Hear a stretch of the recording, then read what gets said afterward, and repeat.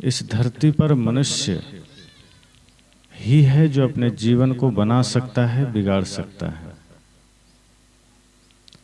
और बाकी जितने भी जीव जंतु हैं उसका जीवन सीमित है। लेकिन मनुष्य ऐसा है जो कुछ भी कर सकता है। जैसे कई बार आप उदाहरण सुनते होंगे कि गाय, भैंस, बैल, बकरी, गधा ये सब शुद्ध शाकाहारी होते हैं, जबकि ये सभी जीव जंतु कहीं किसी गुरु से दीक्षा नहीं लिए हैं, कहीं किसी से माला भी नहीं लिए हैं कि हमको माला दे दीजिए, हम आज से मांस मछली छोड़ देते हैं। ये लोग नशा भी नहीं करते हैं, लेकिन कहीं सत्संग में नहीं गए हैं। आपने कहीं नहीं देखा होगा गाय, भैंस, बैल, बकरी का सत्संग हो रहा हो और उस सत्संग में सीखा हो कि नशा नहीं करना है। तो इन लोगों ने कभी दीक्षा नहीं लिया, कहीं सत्संग में नहीं गए, फिर भी वो शुद्ध शाकाहारी हैं। आदमी सत्संग सुनता है, शास्त्र पढ़ता है, मंदिर में पूजा करता है, फिर भी मांसाहारी है बहुत से लोग। उसी तरह से शेर, बिल्ली, कुत्ता, भेड़िया, लकड़बग्घा जैसे जानवर वो मांस ही खाएगा, और हम उसको कितना भी सत्संग सुना दें मांस खाना नहीं छोड़ेगा। अगर यहाँ किसी बिल्ली को ला के बैठाया जाए जबरदस्ती कि तुम बैठो 2 दिन सुनना तुम भी सत्संग, बांध दिया जाए और कल लास्ट दिन उसके गले में हम माला भी डाल दें और तीसरे दिन अगर उसको आप खुला छोड़ दें तो चूहा ही खाएगी, वो दाल भात सब्जी नहीं खाएगी, क्योंकि उसमें परिवर्तन नहीं हो सकता, वो प्राकृतिक है। अगर कोई दाल भात सब्जी खाने वाला है, अर्थात जो गाय, भैंस, बकरी है जो घास खा रही है, अनाज खा रहे हैं, तो उसमें कोई परिवर्तन नहीं ला सकता, चाहे उसको कितना कुसंग मिल जाए मांसाहारी जानवरों का। और जो मांसाहारी है वो दिन रात शाकाहारियों के बीच बैठ के भी शाकाहारी नहीं बन सकता, क्योंकि वो जानवर है, उसमें कुछ भी परिवर्तन की संभावना नहीं है। परिवर्तन की सारी संभावना इंसानों में है।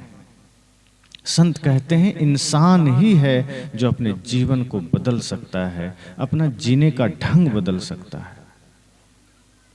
आज जो कुछ भी आज इस धरा पर हुआ है वो इंसान ही तो किया है। आज जितने भी साधन हैं, जितनी भी व्यवस्थाएं हैं, जितने भी उपयोग की वस्तुएं हैं, वो सब इंसान बनाता है, इंसान प्रयोग करता है, इंसान ही विनाश करता है। जैसे ये सत्संग पंडाल लगा है तो इंसान के लिए ही है, कहीं अस्पताल है तो वो इंसान के लिए ही था, लेकिन कुछ जानवर को इंसान साथ में रखने लगा तो उसके लिए भी बनाना पड़ गया। जो जानवर स्वतंत्र जंगल में रहते हैं उसको कभी अस्पताल की जरूरत नहीं पड़ती। जानवरों में अगर कुछ बीमारियां आई है वो इंसानों के संपर्क में आई है। कहीं कोर्ट कचहरी है वो इंसानों के लिए है, किसी जानवर के लिए नहीं है। आपने कहीं किसी कोर्ट में, किसी थाने में किसी बैल को मुकदमा करते नहीं देखा होगा, वो भले ही किसी का खेत में चर जाए। जितने भी साधन हैं, ट्रेन है, बस है, वो सब इंसानों के लिए है और इंसान ने ही बनाया है। आज आप देखिए, हम जिस माइक से बोल रहे हैं, हम धीरे बोल रहे हैं, आप तक आवाज बढ़िया से जा रही, ये भी विकास इंसानों का ही है। सामने कैमरे लगे हैं, ये विकास इंसानों का है। अभी जो हम यहाँ बोल रहे हैं आपके गांव में, हमारे आदित्य साधना यूट्यूब चैनल से सब जगह लोग देख सकते हैं, देख रहे हैं। जो लोग गांव में नहीं आए हैं वो लोग भी अपना मोबाइल खोलेंगे और उसमें आप देख सकते हैं आदित्य साधना यूट्यूब चैनल।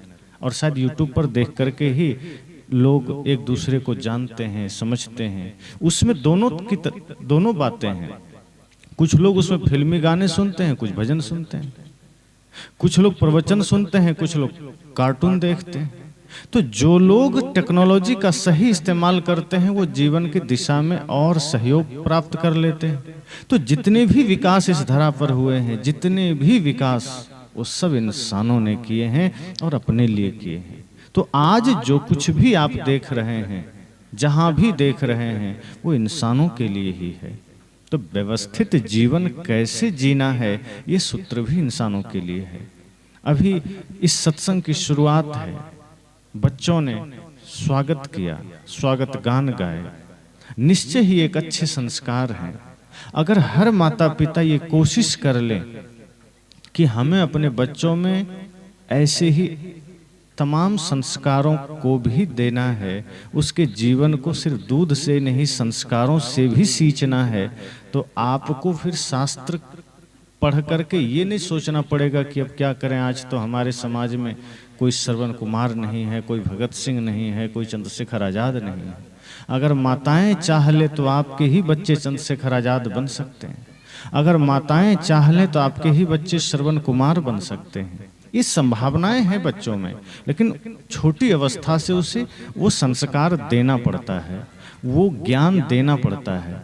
आज टीवी रेडियो का जमाना है, मोबाइल का जमाना है, इंटरनेट का जमाना है। व्यक्ति अच्छे विचारों पर कम ध्यान देता है, बाहर के तमाम चकाचौंध पर ज्यादा ध्यान देता है। बढ़िया घर कैसे बन जाए इसकी कोशिश हर आदमी करता है, बढ़िया गाड़ी कैसे द्वार पर हो इसकी चेष्टा हर किसी के पास होती है, बढ़िया कपड़े कैसे हमारे शरीर पर हो इसकी ख्वाहिश हर किसी को होती है।